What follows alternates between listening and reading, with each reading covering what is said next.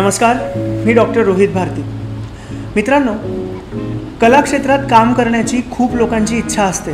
प्रत्येकाला वाटतं आपल्या कलेला न्याय मिळावा, आपल्या कलेला व्यासपीठ मिळावं आणि प्रत्येक जण या कलेतली संधी शोधत प्रत्येक ठिकाणी फिरत असतो।